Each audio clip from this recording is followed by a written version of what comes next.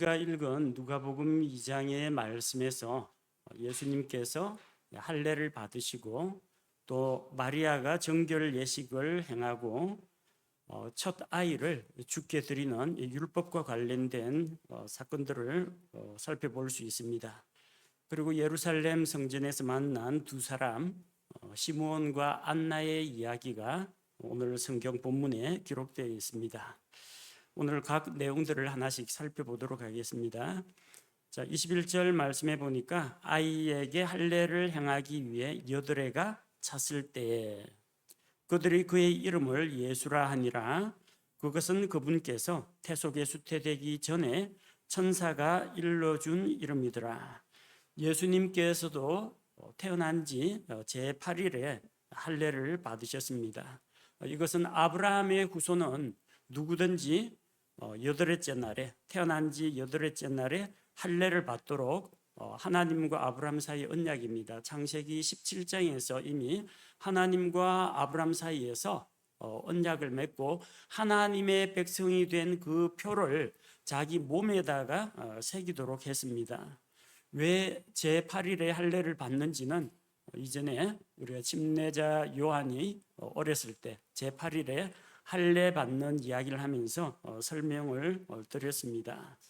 자, 그리고 남자아이는 할례하는 그날에 대개 이름을 지어줍니다. 이것은 누가복음 1장 59절에서 나오는 침례자 요한의 경우에도 태어나서 여덟째 날에 할례를 받고 그날에 아이의 이름을 정했습니다.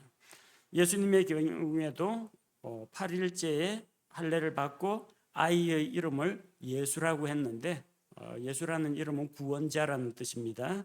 자, 이 이름은 마리아의 태속에 수태되기 전에 천사가 마리아에게 일러준 이름입니다. 누가복음 1장 31절에서 우리가 이미 살펴보았죠. 보라, 내가 내 태에 수태하여 아들을 낳고 그의 이름을 예수라 하리라.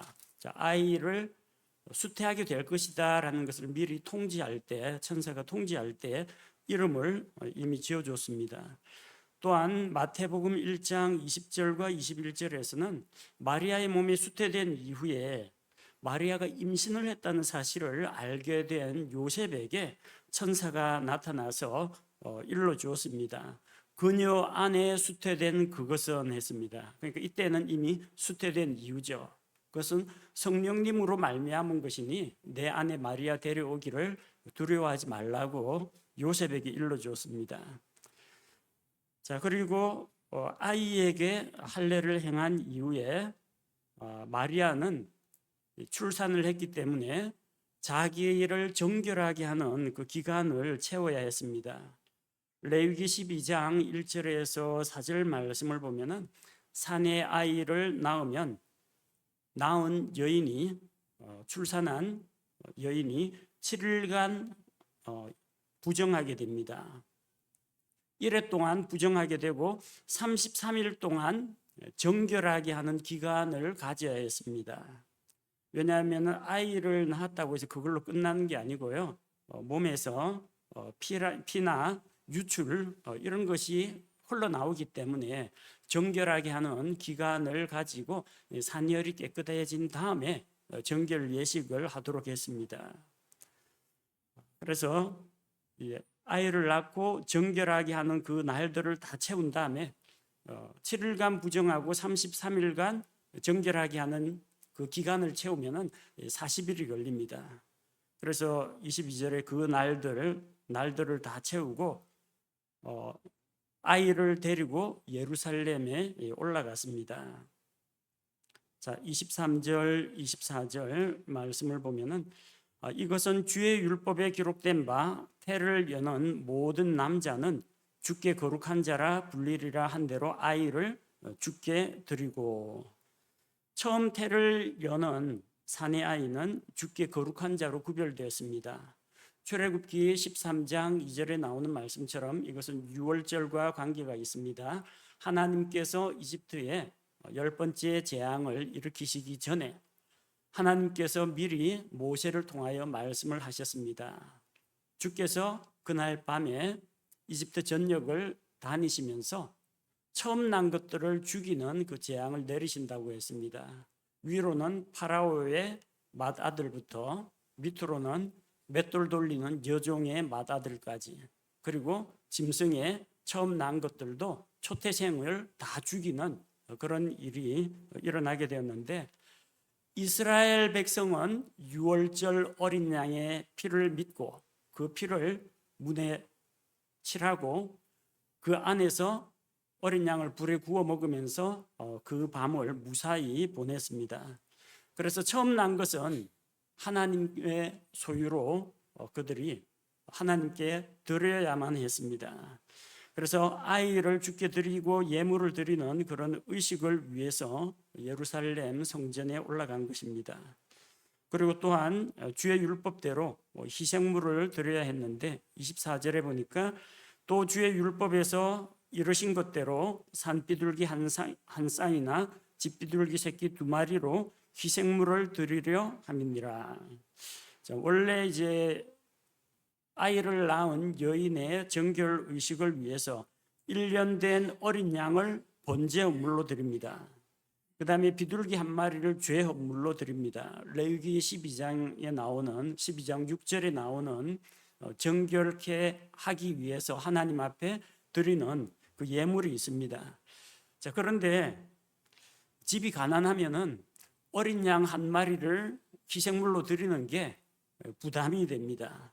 그래서 가난한 사람들은 어떻게 하냐면은 비둘기 2마리로 하나님 앞에 희생물을 드립니다. 비둘기 1마리는 번제헌물, 1마리는 죄헌물로 드리는데 산비둘기 1쌍이나 집비둘기 2마리를 가지고 희생물을 드릴 수 있었습니다. 자, 요셉과 마리아는 율법을 지키는 사람이었습니다. 그들이 하나님 앞에서 인색해서 그런 게 아니라 정말로 가난했기 때문에 그들은 가난한 자의 예물 비둘기 2마리로 희생물을 드릴 수밖에 없었던 것입니다. 목수 생활을 하면서 요즘은 목수들이 돈을 많이 버는지는 모르겠지만 그 당시에 목수가 하는 일은 아주 낮은 신분이었고 오늘날처럼 대량으로 무슨 인테리어를 하거나 그런 게 아니기 때문에 생활에 필요한 어떤 도구 같은 것들을 만들거나 집을 수리 보수를 하거나 이런 일들을 했기 때문에 그렇게까지 살림이 풍족하지는 못했습니다. 그래서 예수님의 집안이 부유한 집안은 아니었다는 겁니다. 가난한 목수의 집안에 예수님께서 나신 것입니다.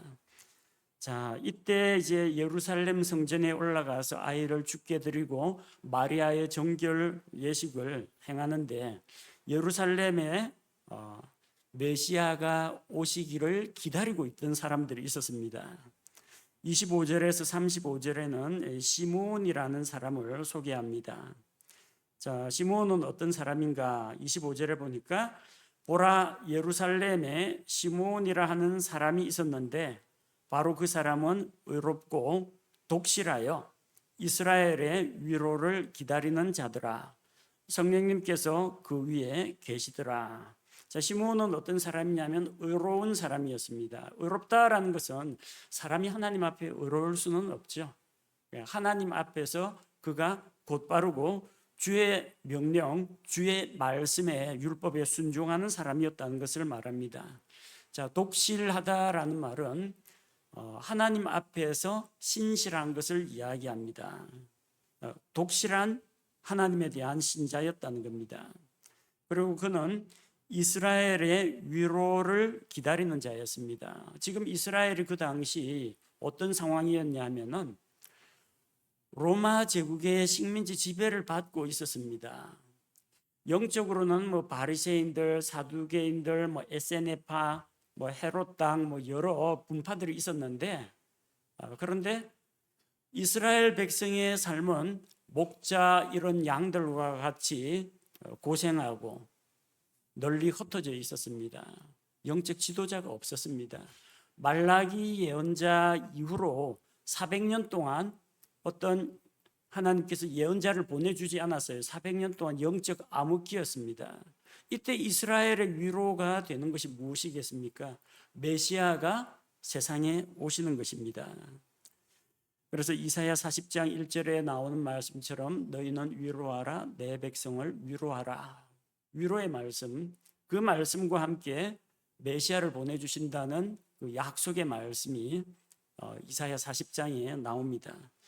즉 이스라엘의 위로를 기다린다라는 말은 하나님께서 약속하신 메시아가 오시기를 기다리는 사람이었다는 겁니다. 또한 성령님께서 그 위에 계셨다. 성령님께서 그 위에 계셨다고 기록되어 있습니다. 아직까지는 신약 시대가 아닙니다. 신약 시대에는 성령님께서 오셔서 믿는 자들 안에 들어와서 내주하십니다. 이때까지만 해도 구약 시대입니다. 구약 시대에는 성령께서 특별한 사역을 맡은 자, 또 하나님의 특별한 은혜와 감동을 입은 자에게 성령께서 그 머리 위에 머물러 계셨습니다. 그것도 모든 사람에게 하나님께서 성령을 다 부어주신 것은 아닙니다. 성막 기술자라든지 사사들이라든지 왕, 제사장, 예언자들 이런 자들에게 그것도 한시적으로 성령께서 머물다가 그 사역을 마치면 또한 떠나가셨습니다. 자, 이 시므온이라는 사람에게 성령님께서 그 위에 계셨다라는 것은 이 사람이 하나님의 성령의 인도를 받아서 살아가는 사람이었다는 것을 보여줍니다. 자, 그리고 26절에 보니까 자, 그에게는 또 특별한 계시가 있었습니다. 그가 주의 그리스도를 보기 전에는 죽음을 보지 아니하리라는 것이 성령님에 의해 그에게 계시되었더라. 성령님께서 그와 함께 계셨는데 그 위에 머물러 계셨는데 계시를 통해서 그에게 한 가지 계시를 보여주셨는데 시므온 너는 하나님께서 보내신 그리스도를 보기 전에는 죽지 않을 것이다. 살아서 그리스도를 만나게 된다. 이런 약속을 받았다는 겁니다. 좋을 것 같죠? 바꿔 이야기하면은 그가 예수님만 피해 다닌다면은 안 죽고 오래오래 산다는 이야기예요. 잘하면 몇백 년, 몇천 년 살지도 모릅니다. 여러분 그렇게 살고 싶으세요? 오래오래 사는 것이 과연 의미가 있느냐는 겁니다. 이 죄 많은 세상에서 오래 살면서 세상의 유혹, 죄의 유혹, 마귀의 공격을 받으면서 오래 살고 싶으냐? 시므온은 그렇게 장수에 대한 욕망이 없었습니다. 그런데 그에게는 이 계시의 말씀이 하나의 사명과 같았습니다. 주의 그리스도를 내가 살아서 보게 된다는 그 약속을 가지고 예루살렘 성전에 가서 기도하면서 오실 메시아를 기다리고 있었다는 겁니다. 주의 그리스도를 보기 전에는 죽음을 보지 않을 것이다. 이런 약속을 우리가 받았으면 참 좋겠다는 생각이 듭니다. 내가 살아있을 때 공중으로 강림하시는 예수님을 만날 수 있다면 우리가 살아있는 우리 세대에 정말 소망하고 있던 공중 강림과 휴거의 소망이 이루어진다면 얼마나 좋을까? 그럼 두 가지를 생각할 수 있어요. 내가 죽음을 맛보지 않고 영화롭게 변화되어서 공중에서 주님을 만나게 된다는 것입니다. 또 한 가지, 수많은 믿음의 사람들이 저희 장인 어른도 목사님이셨는데 예수님 오실 날 기다리면서 복음 전하시다가 끝내 예수님 오시는 거 보지 못하고 세상을 떠나셨어요. 그리고 하나님께로 올려가셨습니다. 물론 나중에 예수님 다시 오실 때 우리 살아있는 자들보다는 그리스도 안에서 잠든 자들이 먼저 일어나서 부활하게 될 것입니다. 그런데 우리 살아있는 우리 세대에 다시 오시는 주님을 만날 수 있다. 그런 말씀을 하나님으로부터 약속을 받는다면 정말 살아가는 하루하루가 소망이 있을 겁니다. 시므온은 주님께서 오실 때가 가까이 됐다는 것을 느낄 때마다 내가 죽을 날이 다 됐나 보다 이런 절망에 빠져 산 것이 아니라 살아서 세상에 오실 메시아를 만날 수 있다라는 그런 기쁨과 감격으로 하루하루 새날을 맞이했던 것입니다. 그러다가 마침내 그 소원이 이루어졌습니다. 27절에 보니까 그가 성령을 힘입어 성전에 들어가니 마침 아이의 양친이 율법의 관례대로 아이에게 행하려고 아이 예수님을 데려왔다고 했습니다. 시므온은 성령이 그 위에 머물러 계셨고 성령의 인도를 받아가지고 성전에 들어갔습니다. 왜 이때 성전을 또 가게 됐느냐? 그리스도 예수님께서 비록 아이의 몸이긴 하지만 이 예루살렘의 성전에 왔는데 딱 마주치게 성령께서 인도하셨다는 겁니다. 그래서 아이의 양친이 아이 예수님을 데려오는 것을 직접 자기가 보고 만나게 된 것입니다. 자, 여기 양친이라는 말이 나오는데요. 양친은 두 가지 의미가 있습니다. 하나는 두량자를 써서 양쪽, 부계, 모계, 양쪽 합쳐가지고 부친과 모친을 합쳐서 둘 양친이라고 부릅니다. 부모를 함께 부르는 말입니다. 또 하나는 기를 양자를 써서 양친, 길러주신 친권자를 이야기합니다. 자, 그런데 우리가 이 성경에서 보면은 개역 성경에는 그 요셉과 마리아를 그분의 부모라고 이야기하는데 예수님은 마리아의 태에서 나신 분이긴 합니다. 그래서 예수님의 어머니 마리아라는 표현은 나옵니다. 근데 성경에 요셉을 가리켜서 예수님의 아버지 이렇게 부르진 않습니다. 부모가 같이 나올 때 개역 성경은 그걸 부모라고 번역을 했는데 킹제임스 성경은 어떻게 되어 있냐면 요셉과 아이의 어머니, 요셉만 따로 떼어놨어요. 아이의 아버지와 아이의 어머니라고 하지 않고 요셉과 아이의 어머니. 마리아는 아이의 어머니인데 요셉은 아이의 아버지가 아니라는 거예요. 무엇을 말합니까? 예수님은 남자로 말미암지 않고 처녀 마리아의 몸에서 태어났고 이것은 창세기 3장 15절에서 말하는 여자의 씨로 오시는 분이라는 겁니다. 그래서 양친은 부모를 말하는 것이 아니라 예수님을 길러준 분들을 이야기합니다. 요셉은 예수님의 친아버지가 아닙니다. 자, 28절 말씀해 보니까 이에 그가 시므온이 아이를 예수님을 팔에 안고 하나님을 찬송하여 이르되 예수님을 만났어요. 그분이 그리스도라는 걸 어떻게 알아봤겠어요? 무슨 예수님께서 뭐 죽은 자를 살리는 기적을 행하신 것도 아니고 지금 아주 어린 아이 이제 할례 받고 33일 지나가지고 40일 마리아가 40일 됐을 때 이 성전에 왔는데 이제 한 달 조금 지났습니다. 근데 그 아이가 그리스도라는 걸 어떻게 알았겠습니까? 성령님께서 그에게 계시로 가르쳐 주셨기 때문입니다. 그래서 예수님을 팔에 안고 하나님을 찬송했습니다. 성경에서 어릴 때 아마 요셉과 마리아는 예수님을 한 번쯤 안아봤을 겁니다. 이 두 사람 빼고 예수님을 안아본 사람은 아마 시므온이 유일할 겁니다. 그토록 고대하던 그리스도 메시아를 자기 품에 안고 팔에 안고 하나님께 찬송을 불렀다는 겁니다. 시므온이 찬양하는 내용이 29절에서 32절에 나와 있습니다. 자, 29절을 보니까 주여 이제 주의 말씀대로 주의 종이 평안히 떠나도록 허락하소서.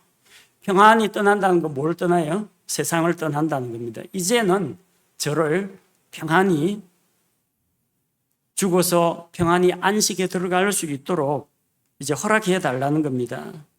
지금까지 주의 그리스도를 보기 전에는 죽지 않을 것이다. 그 약속을 받아가지고 메시아가 오시기만을 날마다 기다리면서 살았는데 이제는 드디어 소원이 이루어졌습니다. 이제 예수님을 만났으니까 죽어도 한이 없다는 거예요. 이제는 평안히 죽을 수 있겠다는 겁니다. 30절에 내 눈이 주의 구원을 보았사온데 시므온이 실제 본 것은 구원이 아니라 구원자를 보았습니다. 구원자 예수님을 보았습니다. 그러나 그는 예수님이 이루실 그 십자가의 구속, 그 구원을 미리 내다보았다는 겁니다. 예수님의 탄생은 하나님께서 죄인들을 구원하시는 그 구속 사역의 첫 출발점이 됩니다. 자, 31절에서 그것은 주의 구원은 주께서 모든 백성들의 얼굴 앞에 예비하신 것이요. 모든 백성들 앞에서 예비해 놓았다고 했습니다. 주께서 예비하신 것인데 문제는 그걸 받아들이는 사람이 있고 받지 않는 사람이 있다는 거예요. 모든 백성들이란 유대인들과 이방인들을 합쳐서 부르는 말입니다. 그냥 유대인만 이야기할 때는 한 민족, 한 백성 그렇게 표현하는데 모든 백성들이라고 할 때는 이 유대인과 온 세상에 있는 모든 사람들을 다 가리키는 말입니다. 자, 주의 구원은 유대인 한정판으로 나온 게 아닙니다. 주의 구원은 유대인이나 이방인이나 차별 없이 하나님께서 예비해 놓으신 겁니다. 문제는 그 주의 구원을 믿고 받아들여야 자기 것이 된다는 겁니다. 하나님께서는 예비하셨는데 하나님께서는 은혜를 베푸시는데 그 은혜의 초청을 받아들이지 않으면 자기하고 무관한 게 된다는 겁니다. 잔치를 열어놓고 와서 마음껏 먹고 마시고 즐기고 기뻐합시다 하는데 초청장은 받았는데 잔치에 안 가면은 잔치 음식을 맛볼 수가 없고 잔치의 기쁨을 누릴 수 없는 것과 같습니다. 하나님께서는 모든 사람들에게 누구든지 오라, 목마른 자들은 내게로 나오라, 수고하고 무거운 짐진 모든 자들아 내게로 오라 했는데 예수님께로 나오지 않으면 아무 소용이 없다는 겁니다. 32절에 이 예수님은 이방인들을 밝히는 빛이요 주의 백성 이스라엘의 영광입니다. 이렇게 고백했습니다. 이방인들의 빛으로 오신 예수님. 왜냐하면 하나님의 백성은 주의 율법의 말씀을 통해서 빛을 받은 백성입니다. 이방인들은 약속에 대해서 외인이었습니다. 조상들의 언약, 아브라함의 언약 밖에 있는 사람들이었습니다. 이스라엘 연방 바깥에 있는 사람들입니다. 그들은 죄와 사망의 그늘에 있었고 그들에게는 빛이 비치지 않았습니다. 자, 그러나 하나님께서 예수님을 빛으로 보내셨습니다. 이사야 42장 6절에 이사야 42장 6절 나 주가 의 안에서 너를 불렀은즉 내가 내 손을 붙잡고 너를 지키며 너를 백성의 언약으로 이방인들의 빛으로 주리니. 자, 이사야 42장 6절 메시아에 대한 예언의 말씀입니다. 자, 예수님은 백성의 언약으로 또 이방인들의 빛으로 주어졌습니다. 이방인들을 위해서도 주의 구원이 예비되어 있다는 겁니다. 그리고 예수님은 이스라엘의 영광입니다. 이스라엘 민족은 예수님을 통해서만 영광을 누릴 수가 있습니다. 아브라함의 복은 아브라함의 씨에게로 이어지는데 내 씨로 인해서 땅의 모든 가족들이 복을 받을 것이라고 했습니다. 아브라함의 씨들을 복수가 아니라 단수로 씨라고 했습니다. 한 분 예수 그리스도를 말합니다. 예수님을 통해서 땅에 있는 모든 사람들이 복을 받게 됩니다. 그 예수님이 누구를 통해서 오게 되었느냐? 여자의 씨로 오셨습니다. 아브라함의 후손으로 오셨습니다. 유대인으로 오셨습니다. 다윗의 집안을 통해서 오셨습니다. 그것이 이스라엘의 소망인 동시에 이스라엘의 영광이라는 겁니다. 그리고 장차 예수님께서 자기 백성을 돌아보시고 이스라엘 백성을 다시 회복시켜서 하나님께로 데리고 오실 겁니다. 그들을 회개하고 회심해서 하나님께 나아오게 하실 겁니다. 마지막 때. 그리고 예루살렘에 그분의 왕좌를 세우고 온 세상을 다스리시게 될 겁니다. 그게 이스라엘의 영광입니다. 자, 이어지는 내용을 보니까 33절에 요셉과 아이의 어머니는 그가 아이에 관하여 말한 그 일들로 인해 놀라더라. 자, 요셉과 아이의 어머니. 요셉만 따로 떼놨죠. 요셉이 아이의 아버지가 아니기 때문에 요셉은 별도로 떼놓고 마리아는 아이의 어머니라고 표현했습니다. 이걸 뭉쳐가지고 개혁처럼 그 부모는 이렇게 번역하면은 요셉이 예수님의 친부가 되어버립니다. 그래서 킹제임스 성경은 요셉과 아이의 어머니 이렇게 떼어놨습니다. 자, 그 아이에 대한 말을 듣고 놀랐습니다. 이미 예수님께서 구원자라는 것을 요셉도 마리아도 알고 있습니다. 천사의 계시를 통해서 이미 들어서 알고 있습니다. 자, 그런데 또 아이에 대해서 생전 처음 보는 사람인데 예루살렘에 와가지고 보니까 나이가 지긋한 이 시몬이라는 사람이 아이를 달라고 해서 품에 안고 하나님께 찬양을 드리고 아이에 대해서 이 예언의 말씀을 하니까 그걸 듣고 깜짝 놀랐다는 겁니다. 자, 34절에 시몬이 그들을 축복하고, 그러니까 예수님 일가족을 축복하고 아이의 어머니 마리아에게 이르되 보라, 이 아이는 이스라엘에서 많은 사람을 넘어지게 하고 다시 일어나게 하기 위해 세워졌으며 또 비방을 받는 표적이 되기 위해 세워졌나니. 자, 예수님이 사람들을 세워준다, 사람들을 구원한다, 이건 이해가 되는데 본문에서는 뭐라고 했어요? 많은 사람을 넘어지게 한다고 했어요. 어떤 사람이 넘어졌어요? 종교 지도자들이 예수님의 말씀에 걸려 넘어졌습니다. 바리새인들이 그분의 말씀을 듣고 실족하였다. 예수님께서 성전에서 가르치실 때, 또 예수님께서 회당에서 말씀을 선포할 때에 그 말씀을 받아들이지 못한 서기관들, 바리새인들 다 예수님에게 걸려 넘어졌습니다. 자기들은 구약의 율법만을 따라서 율법의 외양, 형식만을 따르고 있는데 예수님께서 율법의 본질을 이야기하시고 안식일의 의미를 이야기하시고 말씀을 하시니까 진정한 예배가 무엇인지, 진정한 부모 공경이 무엇인지, 하나님을 어떻게 경배할 것인지 말씀하시니까 그들이 그걸 감당하지 못해서 넘어졌습니다. 넘어질 뿐만 아니라 예수님에 대해서 분하게 여기고 틈을 봐서 예수님을 모함하려고 벼르고 있었다는 겁니다. 또한 다시 일어나게 하는 분입니다. 넘어진 자를 다시 일으켜 세우는 분입니다. 죄의 구렁텅이에 빠져 있는 사람을 건져 올리시는 분입니다.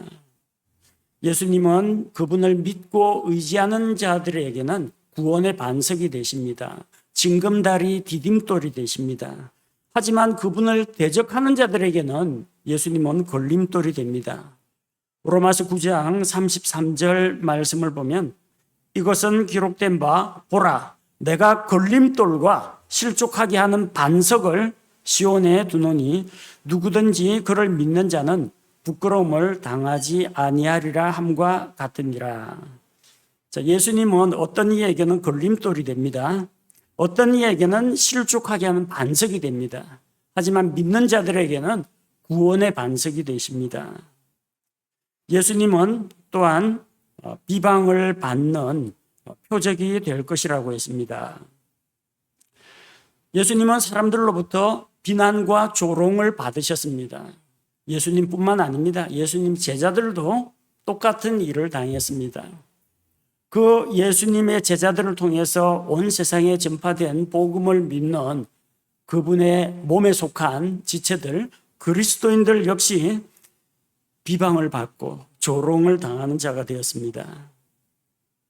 이 말씀은 메시아가 세상에 오셨지만 그분을 믿고 받아들이는 자도 있지만 걸려 넘어지는 자도 있고 또 비방하고 조롱하는 자도 있다는 것을 보여줍니다. 자, 35절 말씀해 보니까 35절에 참으로 칼이 내 혼도 찔러 꿰뚫으리라. 이것은 많은 사람의 마음의 생각이 드러나게 하려 함이니라 하더라. 자, 칼이 내 혼을 찔러 꿰뚫는다고 했습니다. 이 말씀은 지금 누구에게 하는 말이냐면 34절에 아이의 어머니 마리아에게 이르되, 마리아에게 이야기하는 겁니다. 그러니까 화자는 시몬 1인칭, 2인칭은 그 말을 듣고 있는 마리아라는 겁니다. 그래서 35절에 thy own soul이라고 했는데 단수로 되어 있습니다. 내 혼. 누구 혼이에요? 마리아의 혼을 이야기합니다. 내 혼을, 칼이 내 혼을 찔러 꿰뚫는다고 했습니다. 마리아가 겪게 될 슬픔을 이야기합니다. 지금 아이를 낳아가지고 하나님 주신 사내 아이를, 첫 아이를 낳아가지고 기뻐하고 즐거워하고 하나님께 감사로 왔는데 칼이 내 혼을 찔러 꿰뚫을 것이라고 했습니다. 예수님이 사역을 하는 동안 수많은 비방과 조롱을 겪고 마지막에는 십자가에서 고난을 받으시고 죽임을 당하십니다.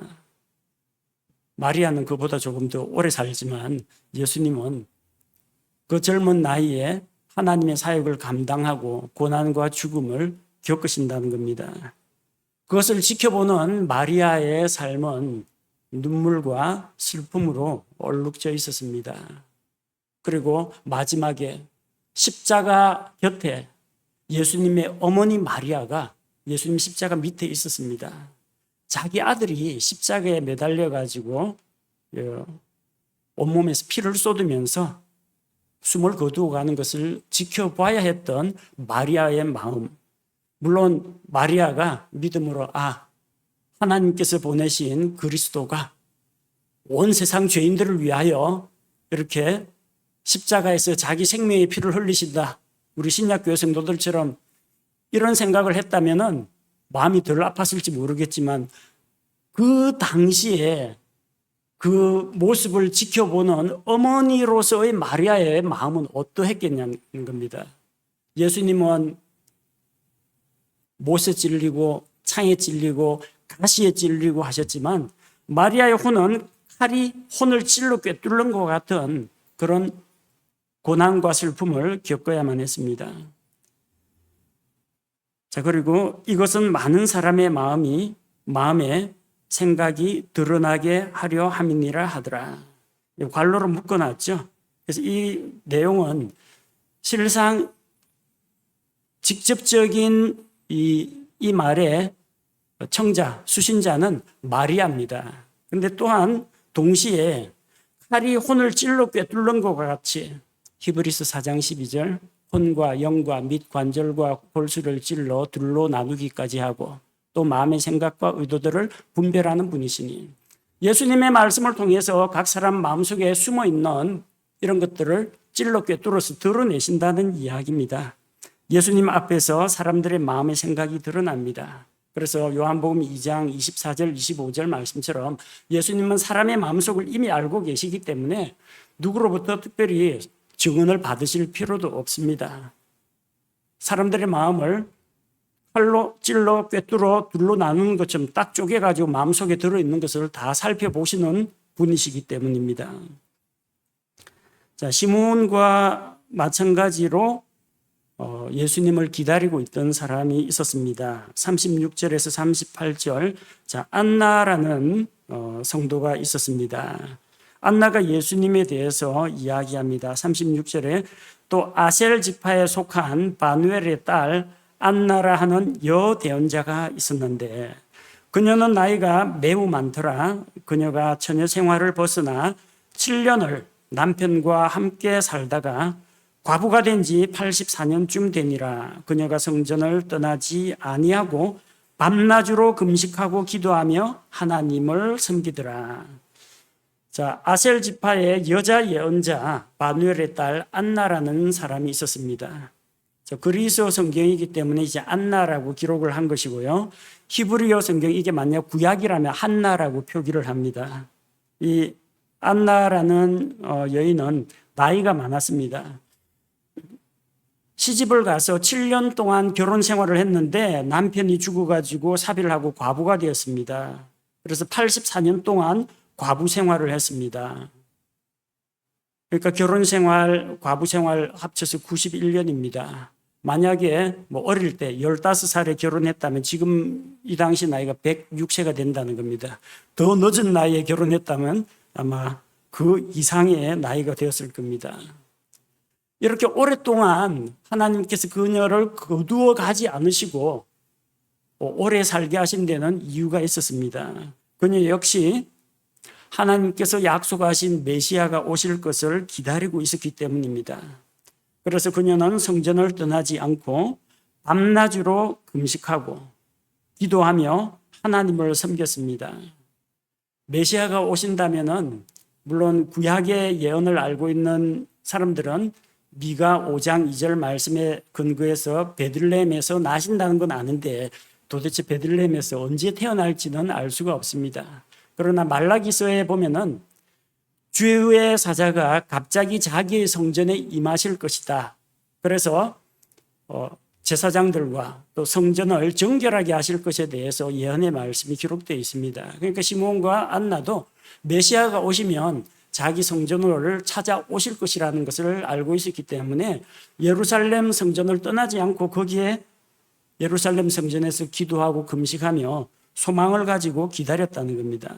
밤낮으로 금식하고 기도하고 하나님을 섬기는 삶을 살았습니다. 시므온도 주의 그리스도를 보기까지는 죽지 않을 것이라고 했기 때문에 아마 제법 나이가 많았을 것이고 안나라는 여인도 나이가 제법 많았을 거예요. 노년의 삶이 어떻게 살아가는 것이 복이 있느냐? 부동산 가지고 새 받아 먹고 살고 무슨 배당 받아가지고 먹고 살고 그냥 골프 치러 다니고 이런 거 하면서 사는 것이 행복한 삶이 아니라는 거예요. 메시아에 대한 소망을 가지고 하나님과 교제하는 삶, 말씀과 기도로 살아가는 것이 노년의 삶이 진정 복되다는 겁니다. 마치 시편에 나오는 말씀처럼 주의 집들에 심긴 백향목과 같이 늙어서도 결실하고 진액이 풍족하고 그 잎이 푸른 그런 나무처럼 하나님의 집에 하나님의 뜰에 심겨서 하나님과 교제하는 삶이 복되다는 겁니다. 자, 안나가 38절에 보면은 마침 그때에 그녀가 나와 마찬가지로 주께 감사를 드리고 예루살렘에서 구속을 기다리던 모든 사람에게 이 아이에 대하여 말하니라. 자, 안나 자신도 메시아를 기다리고 있었는데 구속을 기다리던 모든 사람에게 그 사람들이 예루살렘 성전에 시므온 안나 말고 또 다른 사람들이 있었다는 것을 알 수가 있습니다. 안나는 주께 감사를 드렸습니다. 하나님께서 구원자를 보내주신 것에 대해 감사를 드렸습니다. 그리고 예루살렘에서 구속을 기다리던, 구속은 리뎀션이라고 하는데 전쟁포로 종으로 팔린 자를 값을 주고 속전 이걸 내고 되찾아오는 것을 이야기합니다.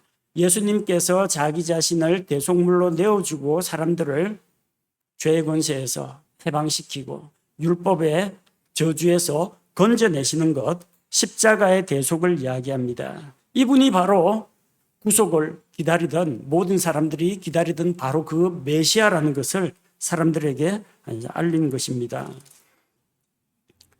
자, 39절에 그들이 주의 율법에 따라 모든 일을 행하고 갈릴리로 돌아가 자기들의 도시 나사렛에 이르렀다고 했습니다. 요셉과 마리아는 율법을 철저히 지켰습니다. 22절 또 모세의 율법에 따라 23절 주의 율법에 기록된 바 24절 또 주의 율법에서 이르신 것대로 27절 아이의 양친이 율법의 관례대로 그들은 율법을 철저히 지키던 자들이었습니다. 갈라디아서 4장 4절에 기록된 말씀과 같이 그러나 충만한 때가 이르며 하나님께서 자기의 아들을 보내사 여자에게서 나게 하시고 또 율법 아래 나게 하셨습니다. 여자에게서 나게 하신 것은 창세기 3장 15절의 예언의 말씀을 이루기 위한 것입니다. 남자로 말미암지 않고 여자에게서 처녀의 몸에 나게면서 나게 하신 것은 아담의 죄를 지은 아담의 피를 전혀 받지 않은 하나님께서 사람의 몸으로 여자의 몸을 통해서 오시는 것을 이야기합니다. 율법 아래에 나셔서 예수님께서 어려서부터 할례부터 주님 앞에 자기 자신을 드리는 이런 의식들을 다 지켜 행하신 이것은 예수님께서 율법을 어려서부터 다 지켜 행하셨다는 것입니다. 우리는 예수님께서 율법의 저주에서 우리를 건지시기 위해서 율법이 요구하는 죄의 삭스를 지불하기 위해서 십자가에서 대신 죽으신 것, 그것을 주로 이야기합니다. 그러나 십자가에서 예수님께서 대신 죽으시기 위해 전제 조건이 있습니다. 죄가 없어야 합니다. 율법은 죄인 것, 죄 아닌 것을 판별합니다. 죄가 조금이라도 있으면 정죄하고 사망을 선고합니다. 그래서 예수님의 십자가의 죽음 못지않게 중요한 것이 뭐냐면은 율법에 따라서 흠없는 삶, 살아 있으면서 태어나서부터 십자가에서 죽으시기까지 죄가 하나도 없고 율법을 완전히 다 지켜 행하신 분, 단순히 율법의 껍데기만 지키는 것이 아니라 율법의 본질인 사랑과 공의를 다 지켜 행하신 분, 그런 분이어야, 그분의 죽음이어야 십자가에서의 죽음이 의미가 있는 겁니다. 그렇게 사셨던 분이 자기 생명을 내놓아야 죄 없으신 죽음으로서 죄인들을 대속할 수 있는 겁니다. 그래서 예수님의 삶은 율법을 다 지켜 이루신 삶이었고, 예수님의 죽음은 율법의 요구를 다 이루신 대속의 죽음이었다는 겁니다. 그 두 개가 같이 있어야 예수님 십자가 대속이 효력이 있다는 겁니다. 그 때문에 하나님께서는 예수님을 율법 아래 태어나게 하신 것입니다. 자, 그리고 40절, 아이가 자라며 영이 강하게 되고 지혜가 충만하며 하나님의 은혜가 그 위에 있더라. 예수님은 우리와 똑같은 성장 과정을 거쳤습니다. 아이가 자랐습니다. 영이 강하게 되었고 지혜가 충만했고 하나님의 은혜가 그분 위에 있었습니다. 누가복음 1장 80절에서 침례자 요한의 성장 과정하고 비슷합니다. 아이가 자라며 영이 강하게 되고 이스라엘에게 자신을 나타내는 날까지 광야에 있더라. 6개월 먼저 난 침례자 요한도 그런 성장 과정을 거쳤고 예수님께서도 이렇게 사람의 몸으로 오셔서 사람처럼 자라가셨습니다. 예수님은 사람의 몸으로 오셔서 율법 아래 태어나시고 우리와 같은 성장 과정을 거쳤습니다.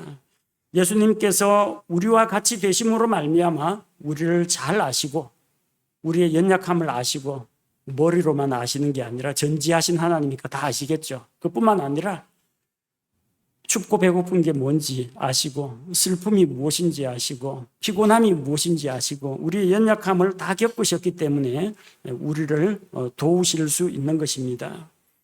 구약성경 말라기 예언자 이후로 약 400년간의 영적 암흑기를 거치면서 하나님께서 약속하신 메시아와 이스라엘의 구속을 기다리는 믿음의 사람들이 있었습니다.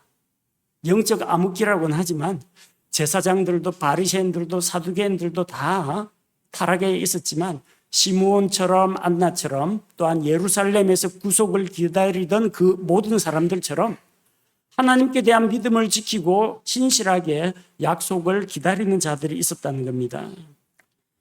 시므온과 안나처럼 이 세상이 우리 믿는 자들을 비웃더라도 우리는 믿음과 소망 중에서 다시 오실 예수님, 공중으로 강림하셔서 우리를 하늘로 데려가실 그 예수님을 믿음 가운데 또 소망 가운데 기다려야겠습니다. 함께 기도하겠습니다. 하나님 아버지, 오늘 예수님께서 태어나면서부터 율법을 모두 지켜 행하시고 또한 메시아가 오실 것을 기다리다가 마침내 아이 예수님을 만난 시므온과 안나에 대해서 살펴보았습니다. 어느 시대에든지 하나님께서 은혜로 남겨둔 자들이 있었고 또 그런 영적인 암흑기와 정치적인 억압 속에서도 하나님께 대한 믿음을 지키고 성전에서 기도하고 금식하고 하나님을 섬기면서 오실 메시아를 소망하는 자들이 있었다는 것을 우리가 살펴보았습니다. 이 세상 사람들이 우리를 비웃더라도 온 세상이 죄와 흑암의 권세 가운데에서 점점 잠식되어 갈지라도 우리는 하나님께서 우리에게 주신 약속의 말씀, 소망의 말씀을 붙잡고 다시 오실 예수님을 믿음 가운데 인내로 기다리는 성도들이 되기를 원합니다. 주님께 대한 소망과 주님 약속의 말씀을 잊어버리지 않고 시므온처럼 안나처럼 오실 예수 그리스도를 믿음으로 바라보며 하나님께 경배하고 복음을 전하며 또 성도들과 더불어 같이 소망 가운데에서 하나님을 더 배워가며 또한 영적으로 성장하고 무장되어 가도록 인도하옵소서. 예수님의 이름으로 기도합니다. 아멘.